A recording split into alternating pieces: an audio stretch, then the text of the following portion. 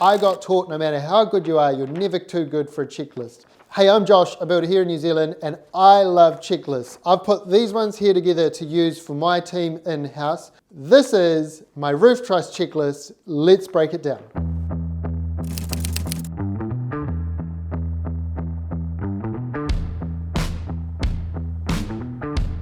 Quick disclaimer, these aren't the only way to build. I think it's important for everyone just to be on the same page within one company. By no means am I an expert, and this is just our approach to each phase of the build.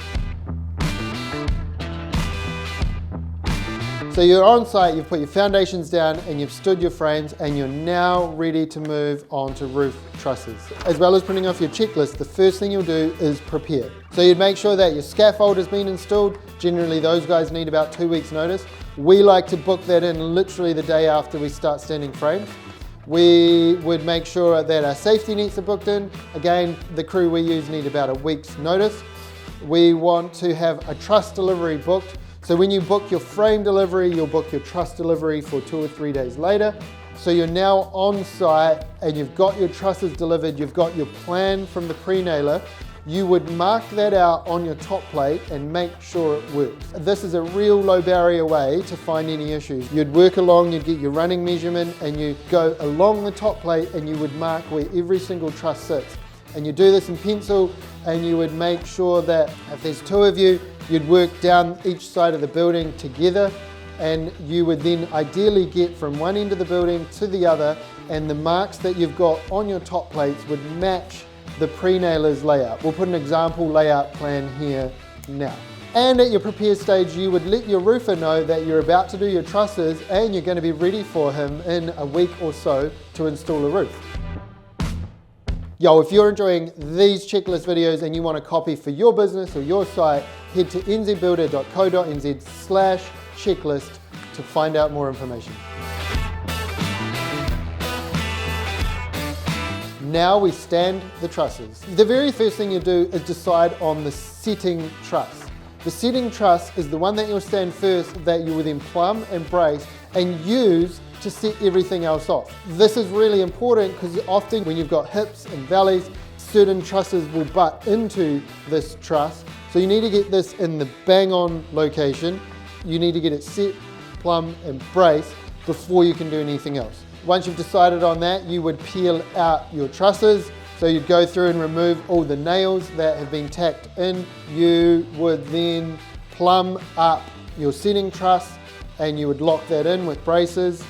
You would then start standing the rest of your trusses and following the spaces on the plans.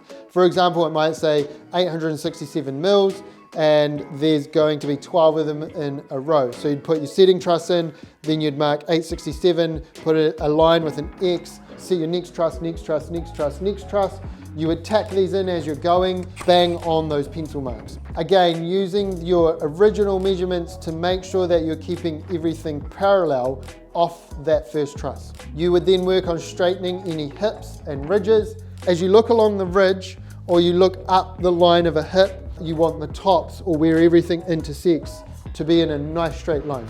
Depending on how awesome your pre-nailer is, this might require some subtle manipulation. As well as doing this, you'd make sure there's no bananas, both this way and this way. Everyone wants a straight roof.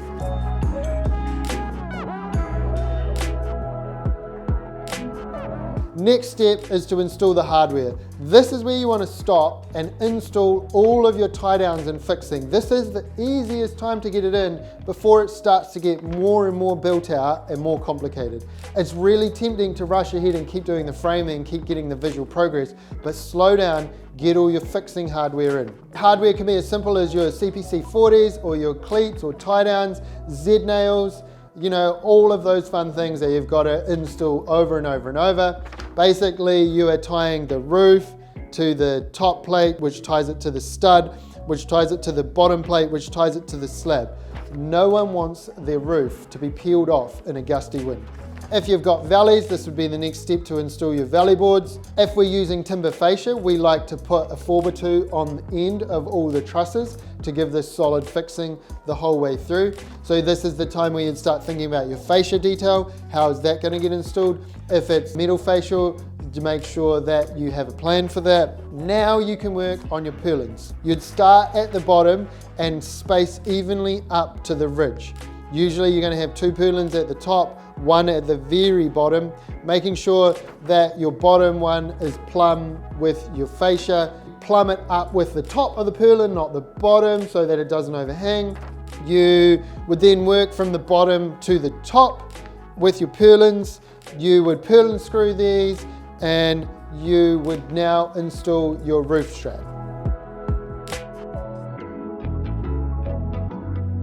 Great news, you finished your roof framing. Now you book in your pre-wrap inspection, because the council is most likely going to want to see the roof fixings and the purlin screws. So you do your pre-wrap on all of your framing, including any lintel straps that are going to get covered, any stud tie downs and your purlin screws. This will all need to get inspected.